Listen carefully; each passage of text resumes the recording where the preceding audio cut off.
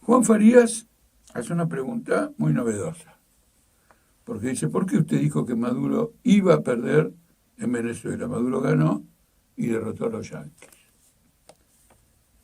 Bueno, reivindico mi capacidad de previsión. Este es un caso en que la previsión fue correcta, porque todo indica que Maduro perdió las elecciones.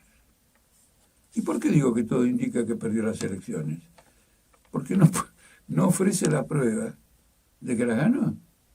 A ver, todos vamos a votar, después viene alguien, un consejo electoral, y sin mayores explicaciones, dice que ganó determinado candidato. Eso no existe.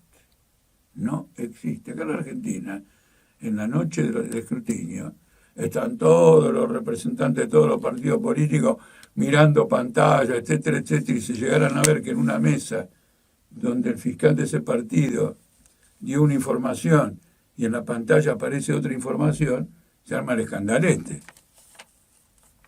¿No es cierto? Con lo cual, evidentemente acá ni siquiera ha habido un fraude electoral, no se han trucado los votos. Nadie sabe cuáles fueron los votos, por lo menos de parte del oficialismo. Ahora, ganó la oposición presenta lo que la oposición dice de derecha, la oposición de derecha, de ultraderecha, presenta lo que entiende que son pruebas contrarias.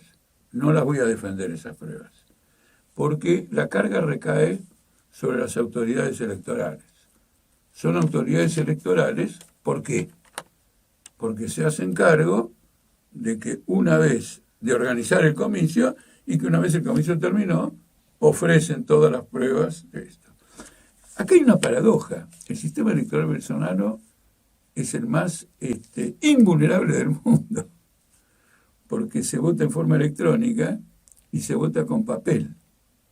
Entonces, el votante no sabe a lo mejor qué pasó con su voto electrónico y todo lo demás, pero se llevó un papel donde figura que él votó y que lo hizo de una determinada manera. No dar las pruebas quiere decir que perdió las elecciones.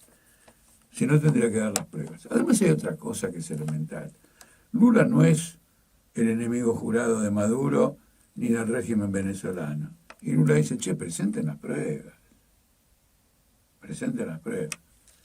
Y esto es particularmente importante porque Lula, en cierto modo, es una expresión relativamente involuntaria de un fenómeno interesante.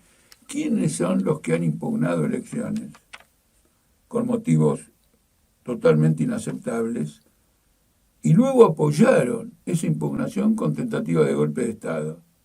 Trump en Estados Unidos y Bolsonaro en Brasil. Entonces uno no puede avalar que no te den las pruebas, porque entonces después la derecha da un golpe de Estado y vos tampoco te da las pruebas, o dice que vos fraguaste no sé qué pruebas, pero no lo demuestra, y hubo 2 golpes de Estado, 2 tentativas, una en enero del 2021 en Estados Unidos y otra en enero de 2022 en Brasilia, en la capital de Brasil.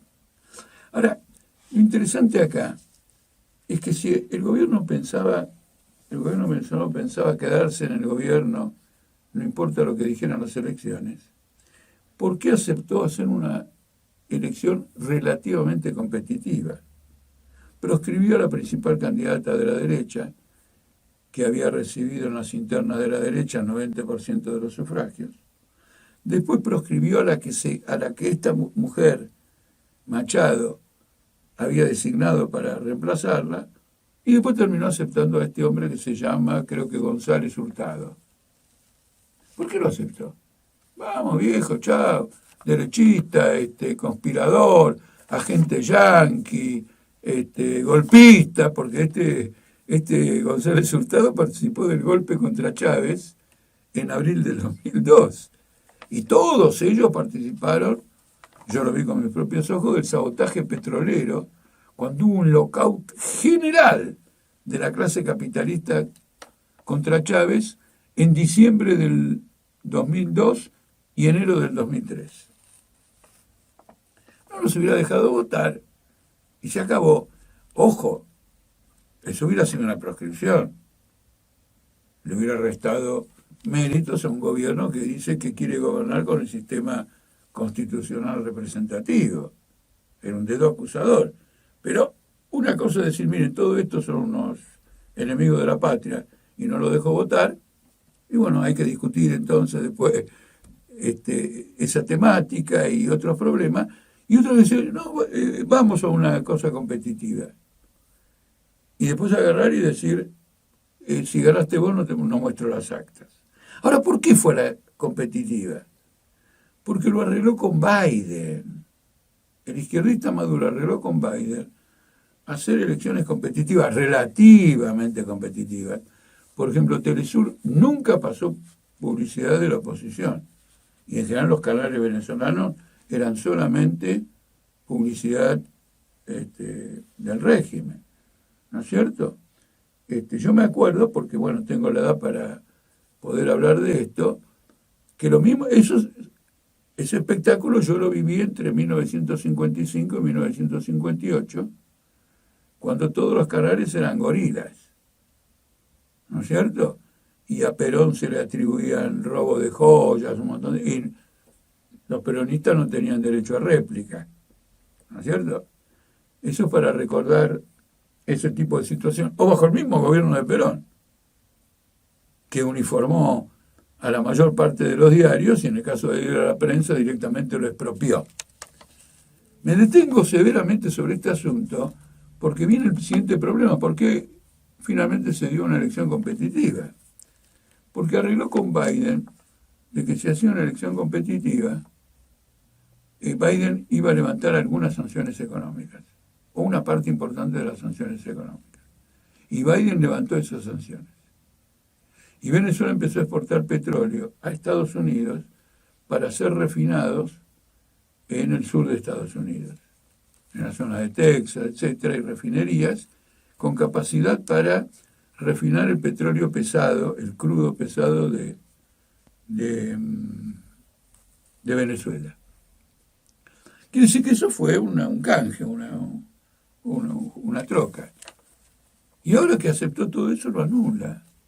Ahora, anular las elecciones, no presenta las actas y de hecho hay una usurpación. Ahora, este tipo de fraudes no son un método de lucha contra el imperialismo. No, son un obsequio al imperialismo. El imperialismo se jacta de que es democrático y le imputa a quien se llama de izquierda actuar sin respeto por el voto popular. Es un arma. Tanto es un arma que como consecuencia de lo que ha ocurrido ha levantado cabeza a la derecha en América Latina más allá de la victoria que tuvo Milei. Y ahora todo el mundo está expectante porque en octubre hay elecciones municipales en Brasil.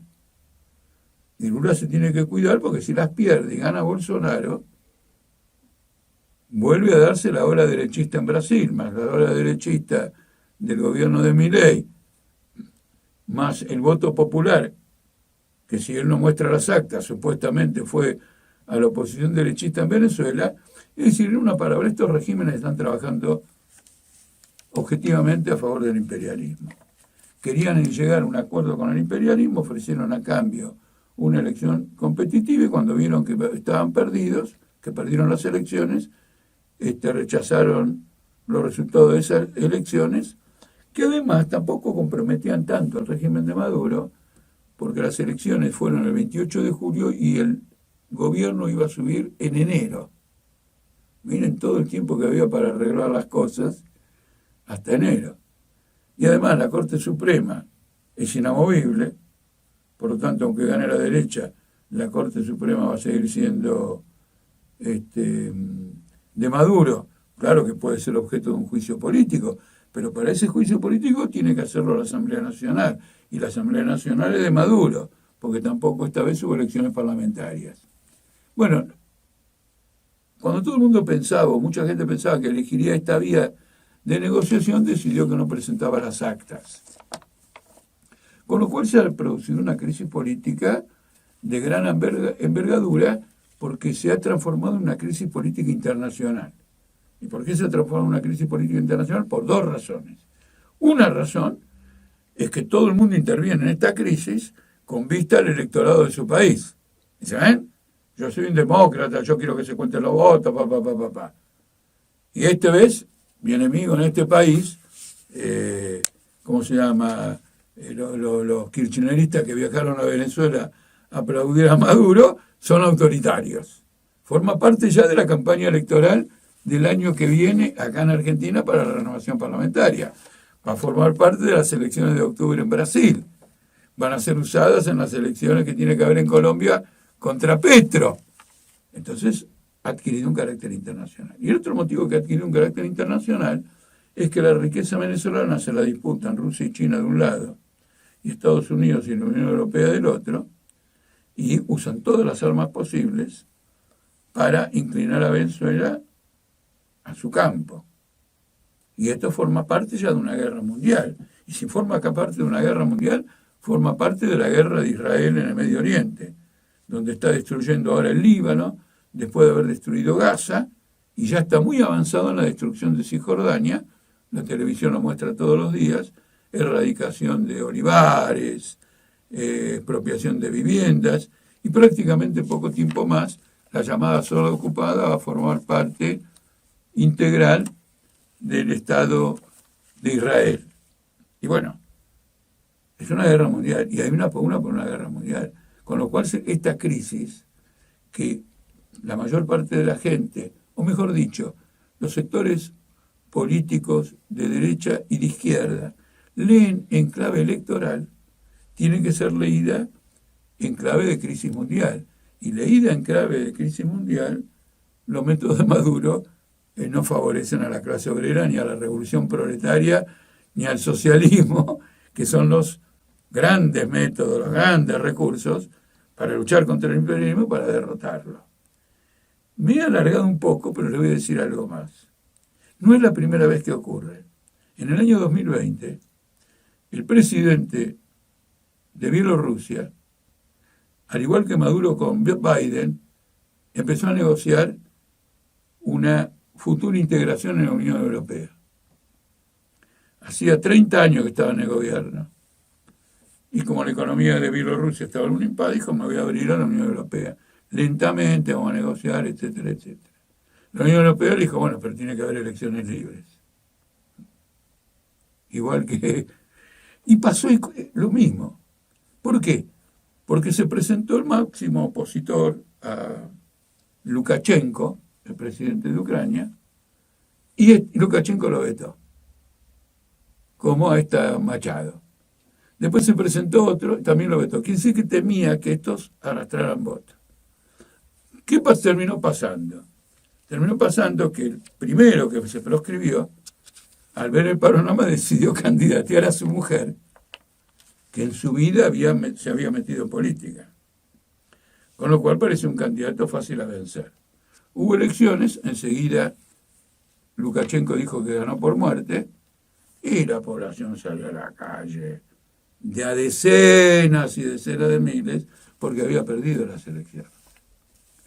La única diferencia entre Lukashenko, que terminó imponiendo su posición porque tiene presos a gran parte de los opositores de derecha, y se han exiliado otros dirigentes también de derecha, incluida la mujer, no me acuerdo el nombre, como es un nombre bielorruso, tipo, no lo retengo, me acuerdo que empieza con B corta, y esa mujer también se exilió. Lo único que hubo, lo realmente interesante en Bielorrusia, que no se da ahí en Venezuela, es que en determinado momento parecía casi decidido que comenzaba una huelga general de la clase obrera industrial de Bielorrusia en apoyo, en contra de Lukashenko. Ese fue un momento crucial. Y Lukashenko ahí se lanzó con todos los medios posibles. El soborno, ¿qué quiero decir? Empezar a dar ventajas económicas de todo tipo que le había negado a los trabajadores de Ucrania, y la represión para evitar la huelga general. Cuando vio que evitaba la huelga general, se impuso sin miramiento. Una huelga general hubiera cambiado el panorama. Porque una huelga general hubiera puesto en escena a una clase social que no comparte los puntos de vista de la ultraderecha, sino que defiende a la clase obrera, a los intereses históricos de la clase obrera. Y como es una clase obrera que viene de la época de la Unión Soviética, hubiera traído con ella las mejores tradiciones comunistas de la Unión Soviética, que por supuesto se remontan a la revolución que dirigieron Lenin y Trotsky. Pero son un calco. Los dos querían pactar con el imperialismo, Maduro con Biden, Lukashenko con la Unión Europea. El imperialismo también les impuso normas democráticas para hacer avanzar a la derecha. Aceptaron. Bueno, todo salió mal, patearon el tablero. Como se llama, Bielorrusia no se acercó a la Unión Europea. Ahora vamos a ver qué pasa con las sanciones que Biden levantó, porque no las repuso.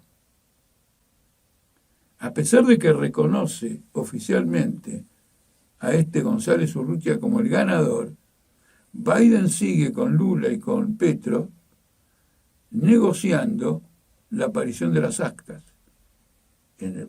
Imagínense, si aparecen las actas, no va a mantener las sanciones.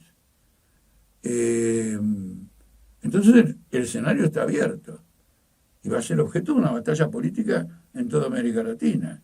Y según el desarrollo que tenga, van a influir en las elecciones norteamericanas, porque en algún momento Trump va a usar todo esto para impugnar la conducta de Biden con Venezuela, de negociar, etcétera, etcétera, como ya lo están haciendo muchos trumpistas, como el senador Marcos Rubio, que pertenece a la gusanería cubana de Miami y que está dedicada a la destrucción de Cuba.